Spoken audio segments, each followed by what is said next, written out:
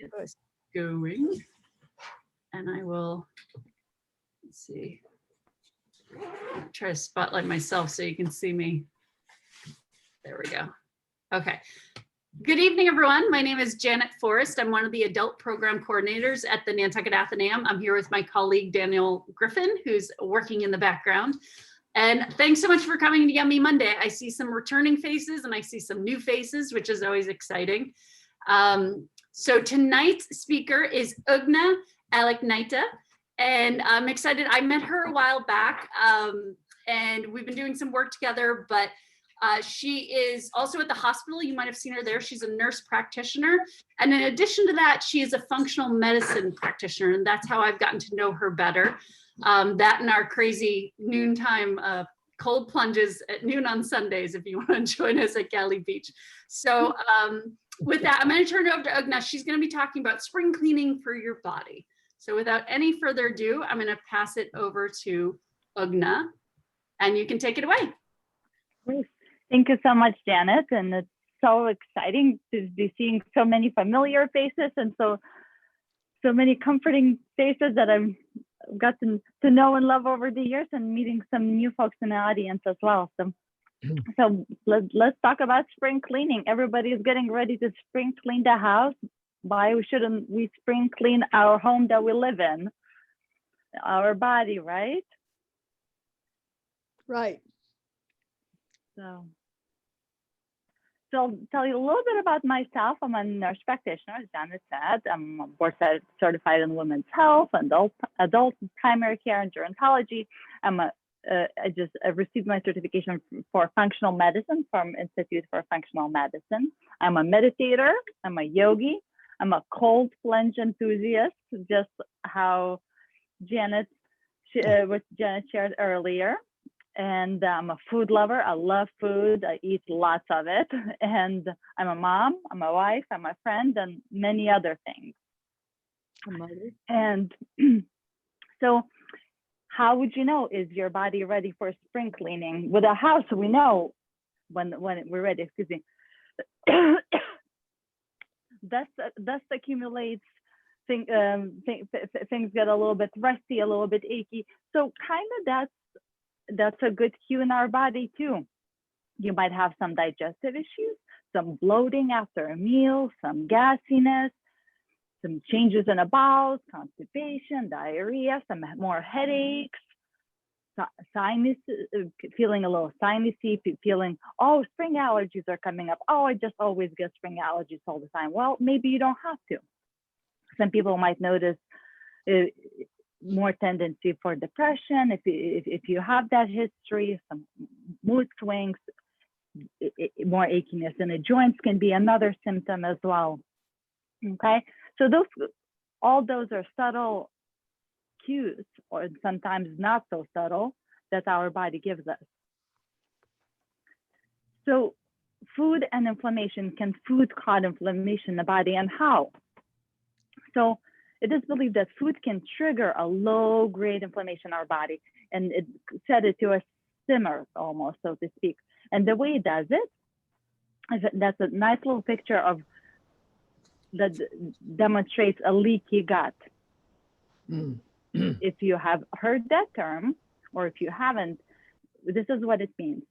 All our linings in the body are supposed to have a nice tight junction. So the things that go in our digestive tract are supposed to stay in the digestive tract, and only tiny molecules that are there for as building blocks for our nerves, for our muscles, for our organs seep through. Sometimes when there's irritation, those linings get a little porous. And through those pores, the food particles can get in. When they get in, they cause an immune reaction or an antibody response, because they're not supposed to be outside of the lining of the gut. So it causes an inflammatory response. Just a couple of definitions. So when we talk about food allergies, we can think of somebody having a true, like peanut allergies is a great example, having a true allergic reaction. Somebody blows up like a balloon, right? Food sensitivity is a lot more subtle. Those symptoms can be delayed by hours and sometimes days. Food intolerance can be something like one might experience after eating Chinese food, an instant headache. Sometimes that's caused by MSG, or somebody who eats an ice cream and is lactose intolerant and has to run to the bathroom. Those would be food intolerances, okay? So with any of those, the more you're exposed to it, the more your body becomes sensitive to it. Just like an offender, somebody that offends you, they keep getting in your face over and over and over again, so you're gonna get more and more aggravated. So I would like to propose this idea. You are what you eat, or you are what you feed, okay? Our gut lining is full of we have lots of microbes. We have more bacteria in us and on us than we are human. There's lots of bacteria, but it's all about the balance. So when we get exposed to different triggers, it has an effect. With certain foods can cause inflammation in the gut. Certain foods can attribute to what this term called dysbiosis, an overgrowth of bacteria, an overgrowth of unfriendly bacteria. Our body depends on the bacteria to help us modulate our immune responses, to help us identify bad guys as bad guys and not confuse them as good guys, or vice versa, accept the good guys coming in. Much like in the autoimmunity, when we stop being able to recognize who is who, autoimmunity can develop, okay? So the microbiome is really what we're working with here. And what influences microbiome in our gut? Some of the things, and just like the list on the left for you, is hard to change. We're in no control how we arrived in this world. We're in no control what our parents fed us. Our age, we don't have much control over that, unfortunately. Where we live, sometimes it can be hard to change. We live where environment is that we're exposed to, it is what it is. The things that we can change, diet is a big one, and I'll dive into that a little bit more with you. But also sleep and when you eat, and stress and movement and exposures to different drugs, exposure to different chemicals affect our internal microbiome, but it also affects our health. And those are also things that we can have some influence over. So different ways, so elimination diet is not one and only way and one and only solution to go about this. It's one of them, it's well researched, and there's different gradations of it as well. So you might notice changes, even if you made some small dietary changes, as eating more whole foods, or choosing to follow a Mediterranean diet, or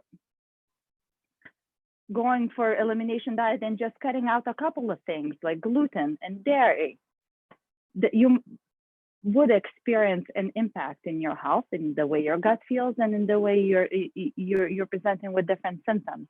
I will be talking a little bit more about the 6 food elimination diet. And if you offer it, so this gets more and more nitty-gritty, but just to give you an overview, okay? So elimination diet. So basic, the idea is we remove the common foods that we know cause some symptoms in majority of population, and then slowly put them back in to look for a response. Okay, so the 6 food elimination diet, we take out dairy, we take out wheat, soy, eggs, peanuts, and shellfish, okay? You might be looking at that list and saying to yourself, what am I supposed to eat then? I love my pizza, I love my pasta, I eat cereal for breakfast. What am I gonna eat on this diet? The choices are rich.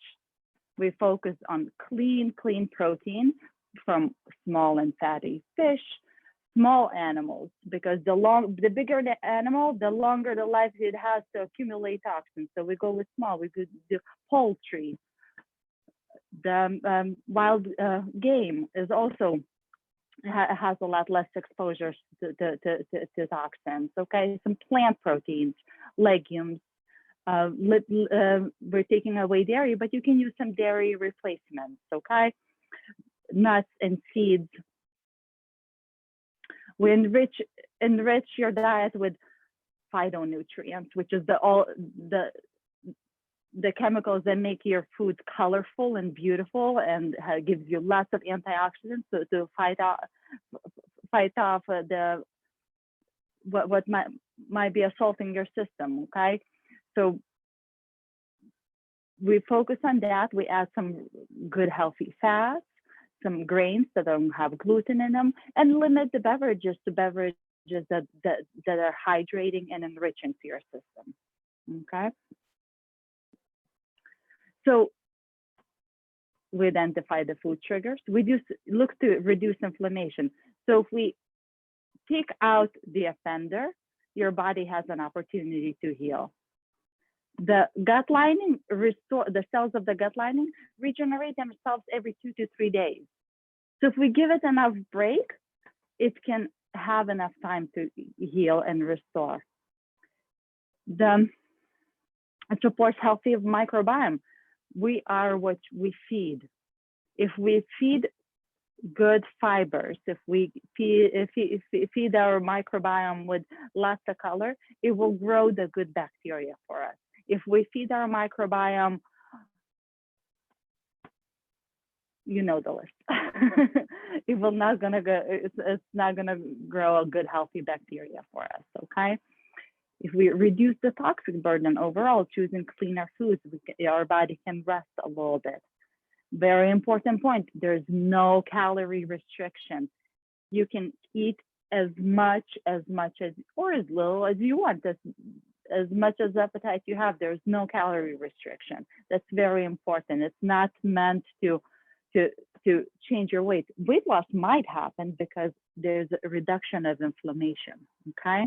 And then your relationship to food becomes highlighted, and you can develop a awareness of food, of an ability to make choice of like, oh, this food is causing me indigestion. Do I want to do this? Well, yeah, I really want to eat this spice, and then I'll deal with indigestion. Okay. So how long do we do this? Forever? No, not forever. We'll do this for 21 days at the minimum. So 21 days is a good amount of time to this for, because the cells that cause an antibody response, their half-life is about 21 days. So we want to reduce the response at least by a half, and for you to experience the symptom improvement, okay? And initially, you might be feeling a little bit groggy. You might be having withdrawal symptoms, the foods that you've been eating all the time, not being able to get access to that, okay? So you might upset your sleep patterns, and might give you a little bit more headache, more joint pain. So you might have a little bit of worsening of symptoms, but that doesn't usually last any more than few days, and then things get better, okay? So after 21 days, then we one by one reintroduce these foods back in your diet and look for symptoms. And you choose the one that you crave the most and you miss the most. Pasta, so we can take pasta as wheat. So pasta is a good one to start with. Having a bowl of pasta and seeing what happens, right? Some people might not notice some bloating, and once the bloating goes away, a couple of days later, we can reintroduce the next food and the next food and the next food and the next food. And what would you expect after being on the elimination diet for a little while? I will tell you that everybody that I have walked through elimination diet in the past, at the end of the 21 days, has told me they didn't want to stop. They wanted to keep going because they were feeling good. And they felt empowered because they were able to figure out what was causing their symptoms. In some cases, 3 weeks is not enough. In some cases, that's plenty of time so it does depend on the severity of your situation, of your particular situation, but it definitely gives you a slice of insight into your body. It puts you in charge of an ability to control how you feel. Okay. So that's about elimination diet. We would love for if you want to dive in a little bit more and get a little more nitty gritty. We're putting a group together of like-minded individuals wanting to do some spring cleaning, and we'll do a class on Zoom at Lavender Farm Wellness. But also, please come check us out at our Nantucket Wellness Center for massage and yoga and meditation. And there's a discount code right there that you can use to book services. All right. Thank you so much. And I am available for questions and would love to engage in conversation. Yeah. Okay. Can I ask you to stop the share so we can see people if they want to be seen? And if you want, you can go ahead and unmute yourself and ask a question. Actually, there's a lot of people, so if you don't mind, actually, no, go ahead and unmute yourself. I'll start doing crowd control if it gets out of hand. And then if you're feeling a little shy, you can put your questions in the chat. So, Ugne, did you have something to add before you start? Let's jump right in. This is the best part. Your questions and. Great. Okay, I see people unmuted themselves. JW, do you have a question? No? Okay. There's a question in the chat, and Anne wants to know, what are your thoughts on juicing? Juicing. It depends on the purpose.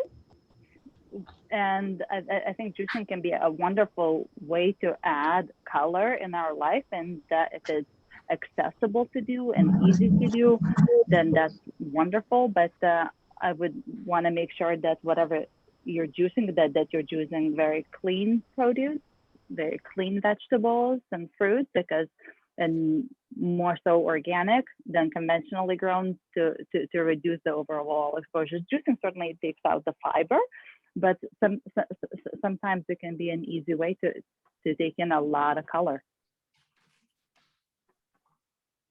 Does anyone have any questions or comments? You were so thorough, Ugne.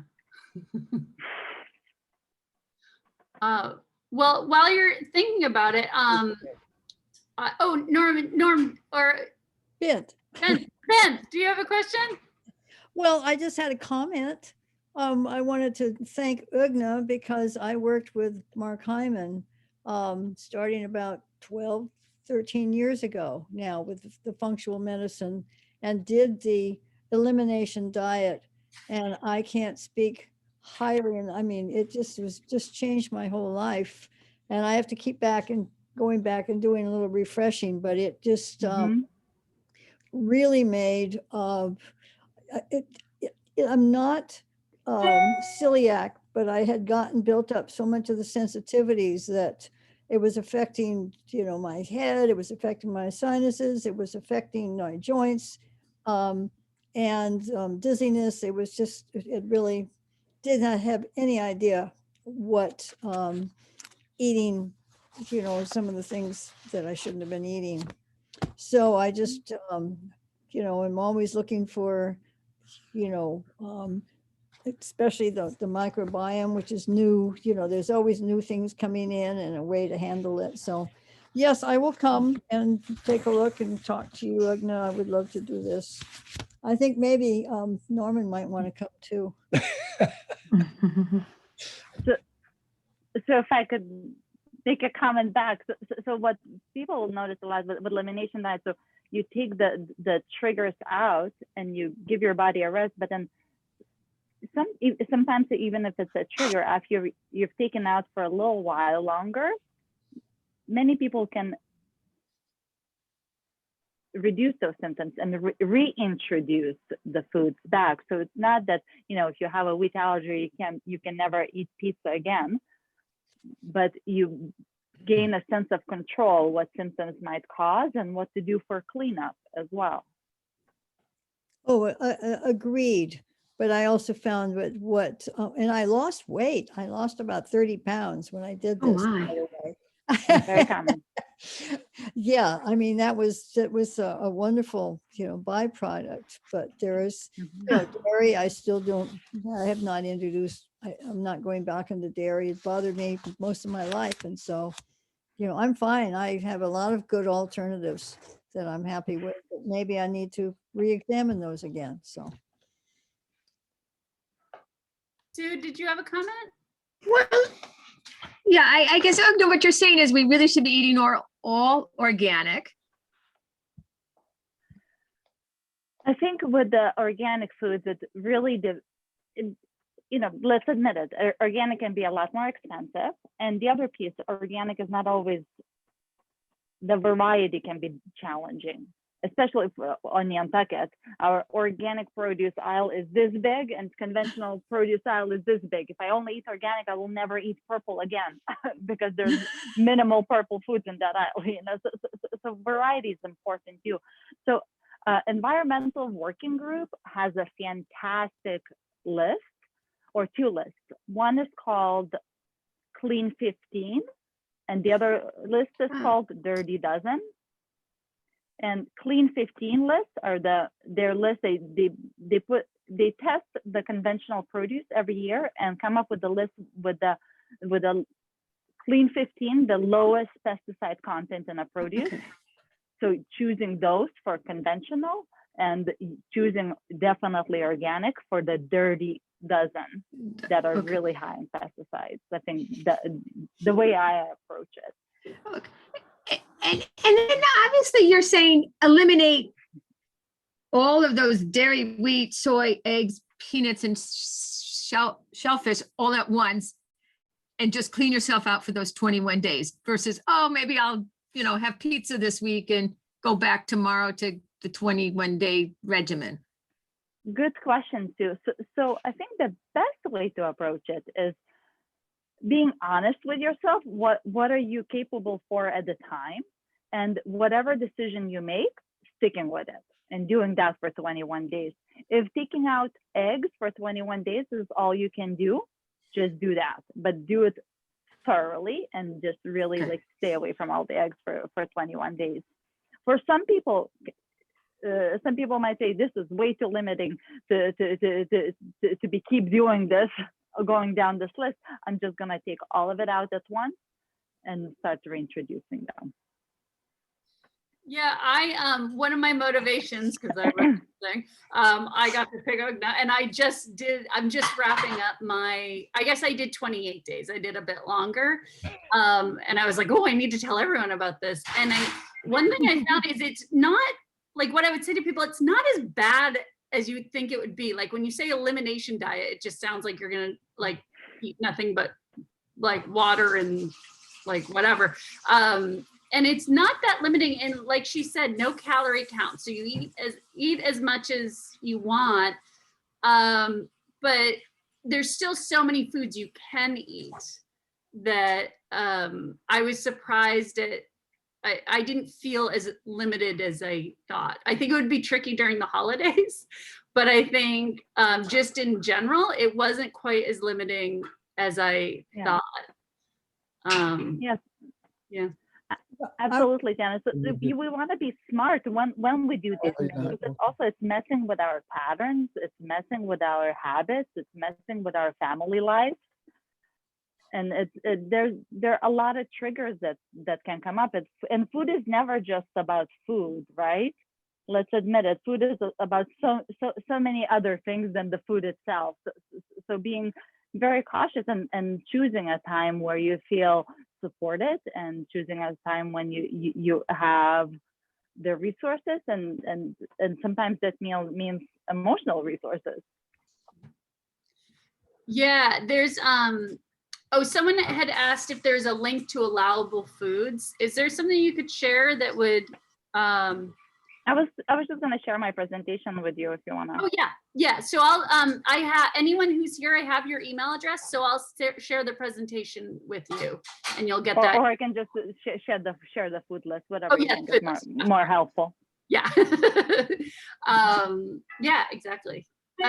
Did someone have another comment? I said, Yeah, Janet. No, I was going to say that what really helped me when I was looking at that at least a week, 2 weeks for elimination diet, and it was pretty daunting. But we were doing it, we had splintered off, and there was a small group of us that signed up that we were doing this. We were only doing it, it was before Zoom, so it was on the telephone. But we would meet once a week and we would talk about the challenges, and it really made a major difference. And we said, well, we're doing great. We're just going to keep on and we'll do the 3 weeks, we'll do the 4 weeks. But it was that encouragement that helped me over that first hump. yeah, and I think that's a huge piece of it, because when I started this, Andrew was on board, my boyfriend was on board to do it as well. And I think if nothing else, getting the support and the buy-in from people around you, even if they're not going to do it with you, but getting that buy-in and getting that support from the people, at least in your household. So and that's very much very much the motivation behind doing the group in April, because we all need a little bit of chopping each other up. Yeah. What questions do people have? Any thoughts or comments? Yeah. Thanks so much, Ugne. This is great. I have a silly question, Ugne, and I'm almost embarrassed to ask it, but when you say eliminate wheat, so you're talking all breads, all pizza dough crust, all pasta? And it goes actually more than that. So you're eliminating all gluten-containing grains. All gluten-containing grain. So, and there's a little bit of a variation of what is contaminated with gluten, what's not contaminated with gluten, and like purists of the elimination diet sometimes might say no oats, but oats don't have gluten, but oats can be contaminated with gluten. So there's a little bit of variation there, but in essence, we're focusing on removing gluten. Ugne, someone had a question about, they wanted you to talk about beverages. So no alcohol, no coffee. So hitting the high points. So good hydration. Tea is limited to green tea, but I think I'm a tea aficionado, so I take a little bit of an offense to that. That's no tea, so I think like there's some variation there, but generally speaking, no tea. The water, making sure that your water is nice and filtered, and that you're focusing, that you have clean water available to you. Someone wrote no coffee. We're done. Yeah. So and some people might choose to keep coffee in, and like I said earlier, like being honest with yourself, what you can manage at any one point, and if eliminating coffee completely is just like, it's a complete no-go, and you're gonna throw the baby out with the bathwater. So be honest, I'm like, okay, keep coffee in, because I feel that the bigger culprits are usually wheat or more gluten, and dairy are much bigger culprits, and for most folks. And and it might mean that if you're keeping coffee in and you clean up all the other elements, and you're still feeling you're having headaches, you have difficulty sleeping, you still get really anxious, it might be good to consider.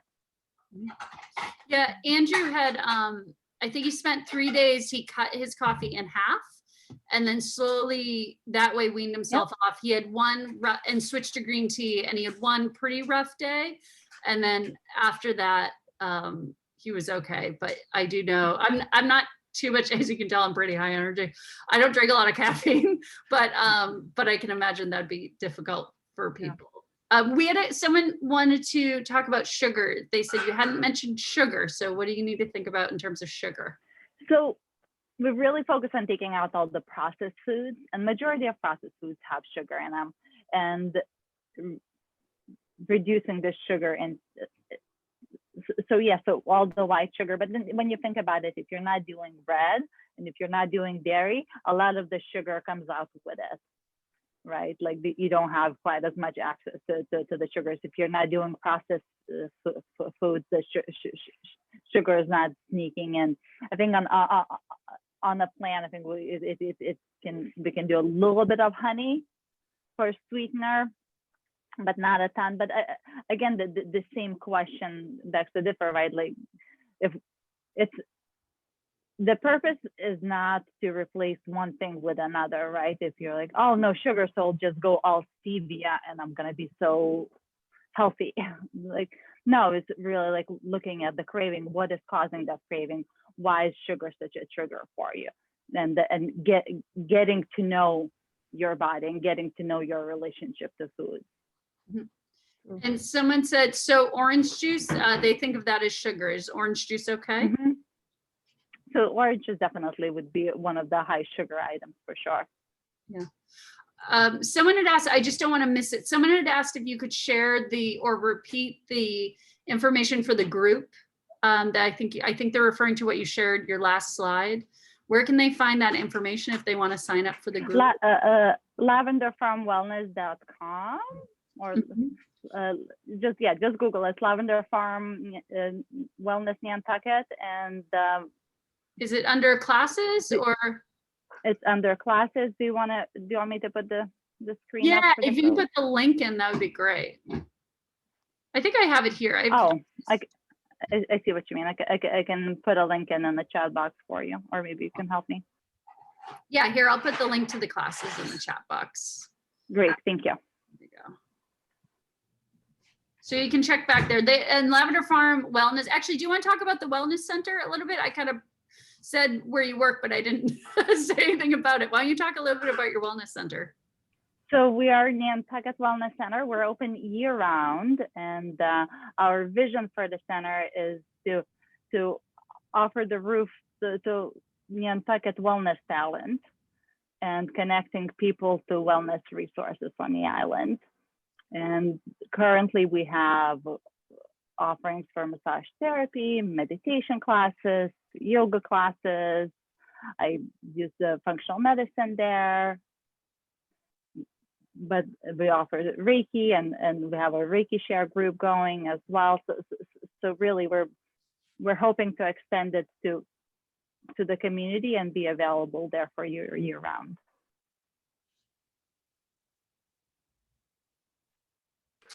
Let's see, any other questions? I want to make sure I didn't miss anything. Oh, I see someone with their hand up. Susan, if you go ahead and unmute yourself, there you go. If you. Yeah, because I don't have, what about nightshade plants? You know, peppers and tomatoes and eggplant. Are they, so if you, I mean, should they be avoided anyhow? So that's a really good question, Susan. So I would say that's a graduate level question. So with nightshades, so the bad reputation that nightshades get is because of they have a high histamine response, and some people can have more sensitivity to histamine. And for some folks who are more prone to allergic reactions and more prone that say, oh, anything I'm exposed to, I get a reaction to. For that group, might be a good idea to eliminate the nightshades as well, but they're still included in the elimination diet list, but they're highlighted which ones are the nightshades, and the person can decide on if they can keep those on. Thank you. You're welcome. In the chat, had a question about pediatric functional medicine. Is this Say it again? Pediatric functional medicine, working with kids in functional medicine? I think pediatric functional medicine is it's such a natural fit for the pediatric population because you want everything cleanest and purest for the little ones. And I myself, I'm only working with the adult population right now, but there certainly are practitioners that offer functional medicine pediatricians, and if there's a request, I can help and connect you with their resources, and I can sort of like indirectly, I can, if you're trying to make some changes in your household and working with kids, I can try and help along, but specifically, I'm not trained to work with kids. Although I do this on my children all the time. No one asked this, but I was wondering if you could talk a little bit about fasting, because that's a piece of the elimination diet. Not necessarily. So another graduate level question.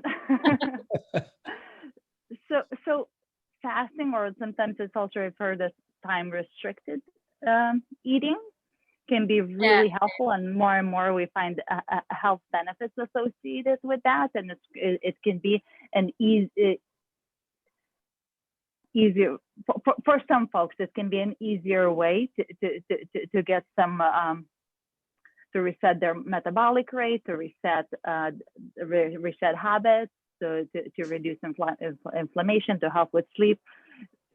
But it's not meant to be part of elimination diet. And I feel like for folks considering elimination diet, it can be an individual choice, but really I would advise just sticking with that unless you're working with somebody that can help you with the fasting piece. Yeah, I will say, someone had asked about sugar and can you have sugar? And when you really switch to whole foods, you realize how much sugar gets just cut out of your diet just by not eating processed food. And as I'm incorporating stuff in, like we bought some nuts with like seasoned nuts. They had sesame seeds or whatever. And even the ones with like chili and garlic, I look on the back and it had cane sugar in it, which like isn't going to kill you, but I feel like it has to be very aware of what I'm eating without being like obsessed with what I'm eating. Mm-hmm. So I felt like I was able to be just more conscious and make better decisions as opposed to do nothing but think about food all day. Yeah.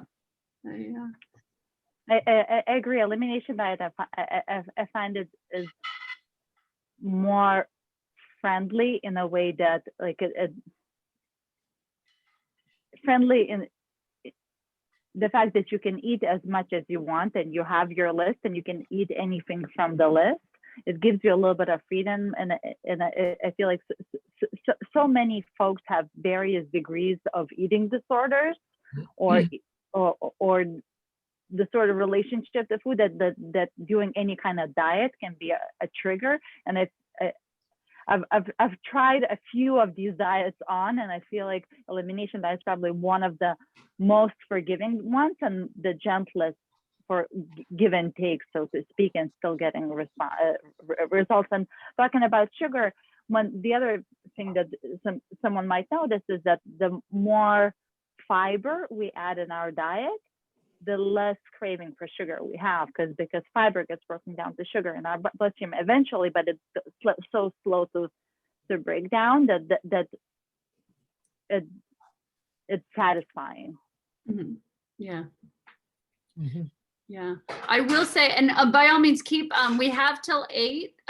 If you have questions, comments, thoughts, go ahead and unmute yourself or put it in the chat. I was just going to say, like, a personal observation that one thing I didn't count on is the food prep. I think that's the one thing that kind of stressed me out, in that I eat pretty well overall. So that was good to know as I did it. But I tend to grab a Kind bar, or I tend to, like, once in a while make a grilled cheese, or like all that stuff that's just like quite easy to throw together. Yeah. I missed the convenience. That's something I think I mean, it was something I wish I had prepared for a little bit, I think that's what I missed more than, and I really missed my Thai house on Friday night. But But I think what I missed even more than that was just like the simple convenience of grabbing something real quick, like grabbing a package and opening it and just sticking it in my face.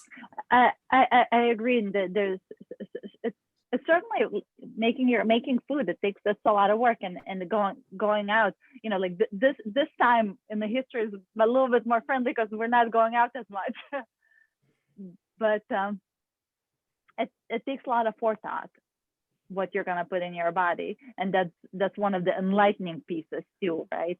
But I find working in a group can be helpful because we can share the life hacks around healthy eating, like certain things that I do. Like, I wish I took a picture. So yeah, yesterday I chopped up my vegetables for the week.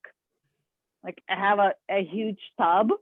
It's no joking, it's about this big around. But I chopped all my vegetables for the week. So when I pack my food for the day, basically, because I usually leave before getting breakfast, so I bring breakfast and lunch to work, that I can just grab and put it in the containers and I'm ready to go. So sharing some life hacks around it. So I'm sure Bint has a few up her sleeve too.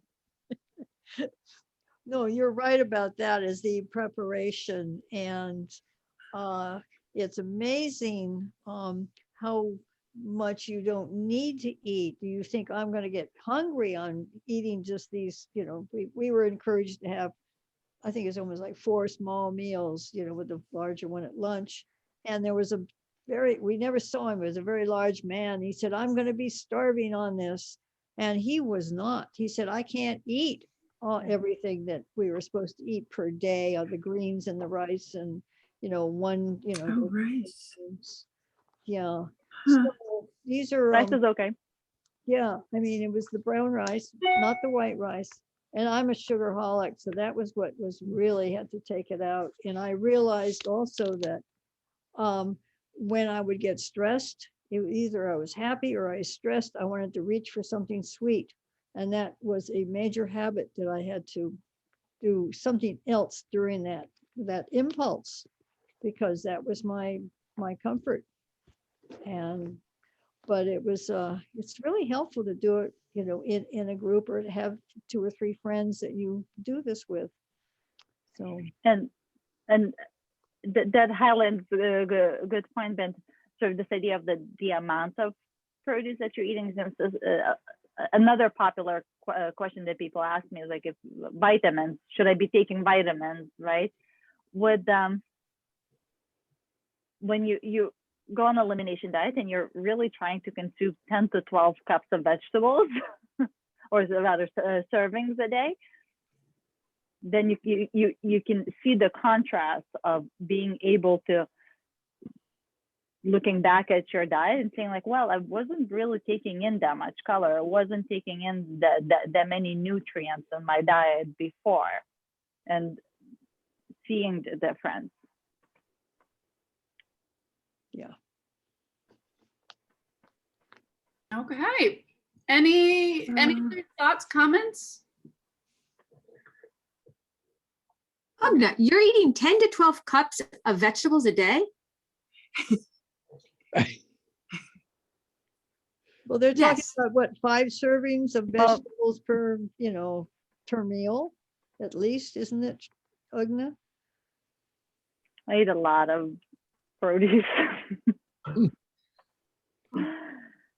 Yeah, like, well, and certainly during the elimination diet, when you're being purposeful about the foods that you're taking in, so really because the goal is to give your body the nutrients, give your body the building blocks to do the repair work, give the cofactors, give the messengers. And when you're consuming 10 to 12 servings of fruits and vegetables a day, like it can really power up the machinery. Can you give us an example of breakfast, lunch, and dinner in your normal day or your normal household? I'll tell you a perfect day. It doesn't happen every day.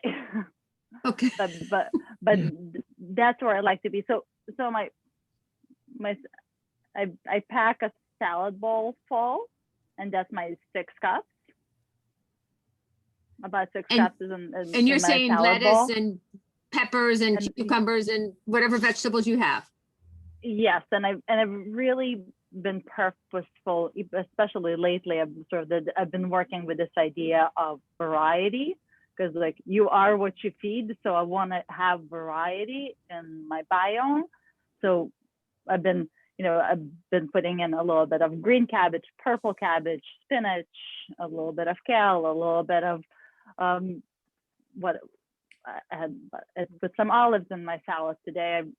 I was a little lazy and I used my yesterday's roasted vegetables and tossed those in, and that filled up nice a nice bowl, right? So my dinners a lot of times are some kind of roasted vegetable and the salad, or like I might grab some veggies and hummus for a snack before dinner, and breakfast can be varied, but I'd say breakfast is the easiest time for me to sneak in some fruit. That I don't eat a lot of fruit, but that tends to be the easiest time for me to sneak in some fruit. Do you do a shake at all, Ugne, with the I just protein? don't like shakes. And I use almond butter and, some berries and kale or spinach. And, it's pretty simple, but it's my breakfast usually in the morning. That's fantastic. That's so great. Yeah. Yeah. I just find it's easier for me to chew than drink. So a lot of times I will put similar ingredients in my bowl before I will put them in the smoothie. I just found it was just too hard for me to make it taste good to mix. It was just like it was just too much it just felt like too much work. And many people really love smoothies, and that's a really great way to get lots of color in and sip through your morning or whatnot. But I just find that hasn't really worked for me. Lynn, you have your hand up. Do you want to unmute yourself and ask a question? Let's see. No, yes. Okay. There's a couple of questions in the chat. Lisa asked, how many ounces of water do you drink a day? Grams of fiber, are the two correlated, meaning the amount of water needed per day increased as fiber increases? So in terms of water, so general calculation for water is your body weight in ounces divided in 2. It should be your hydration goal for the day. And there's some variations. So these guidelines come from there are European guidelines around it, and I'm forgetting the recommending body, but also the fruits and vegetables that you take in also have a good a large hydration content. So it's not just water that's running through your body, right? So that's what I would say about that. But in terms of fiber, really the goal should be 25 to 30 grams of fiber a day. And if you look at any packaging, like it's to take in 25 to 30 grams of fiber, you have to be pretty purposeful. So it's hard to sort of like if you're following just the regular standard American diet, it can be pretty hard to get in that much. Lynn, I see you're unmuted. What's your question? Oh, I thought I typed it in. Did you not see it typed in? I don't know, but ask it now. There's a lot going on in the chat. Well, I was just wondering, because she said orange juice is high in sugar. Does that mean oranges are, like if you eat an orange, is that bad? Mm-hmm. It's not so much that it's good or bad, right? But for the purpose of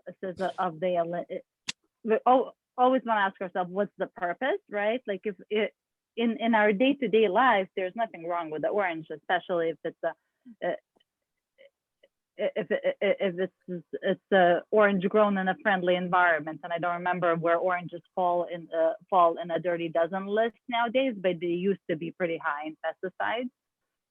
But so there's, in the essence, there's nothing wrong with the orange itself, but for the purposes of the elimination diet, oranges are not on the list. So more of the fruits that are low in sugar are included. Mhm. Let's see. Someone asked if there's any recipes or a resource for recipes. Yes. I was going to share that in our workshop. But honestly, if you Google elimination diet and look up any Dr. Hyman's book, you'll find bajillion of fantastic recipes and lots of really great writers writing about the elimination diet. But so many more people usually might have heard about the Whole30 diet, and Whole30 is basically a commercialized spin-off of the elimination diet. So you can also look up the Whole30 recipes as well, and a lot of those can match up pretty nicely too. Great. We're just about at time. Ugne, do you have any final thoughts that you want to leave people Well, with? I noticed somebody asked about coming to see me at Nantucket Cottage Hospital for a physical, and you don't want to see me at Nantucket Cottage Hospital. I practice oncology at Nantucket Cottage Hospital. You don't want to go there. So I'm sorry. So if you, I would be happy to work with as a part of your group on elimination diet, and I'm accepting a small number of patients to work with the under functional medicine umbrella at Lavender Farm Wellness.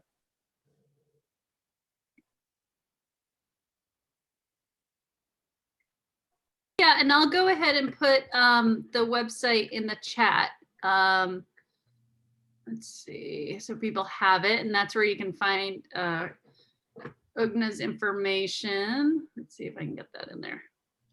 And And for any of my oncology patients, we can always do this. Yeah. What'd you say? only for oncology patients, you can Yeah. always do that. Yeah, And I know a few people came in late, which is fine. We're gonna have this, I'll put my email in the chat, or you can respond to the invite that you received. We're recording this and it'll be posted on YouTube, so you'll be able to watch it again there in case you missed the beginning or you just want to watch it again. And yeah, and we're just about at time, so I think I'll wrap up there. Ugne, did you have anything else you wanted to say? No, thank you so much. You've been a great audience. Really appreciate you taking the time. Yeah, yeah. Thanks so much, Ugne. This is great. Thanks so much for coming, everyone. Thank you. I appreciate your questions Thank you. a lot. And if you have any ideas for Yummy Monday, send them my way. I'm happy to accept new ideas and get it on the schedule. All Okay. right. Good night, Good everyone. night. Good night.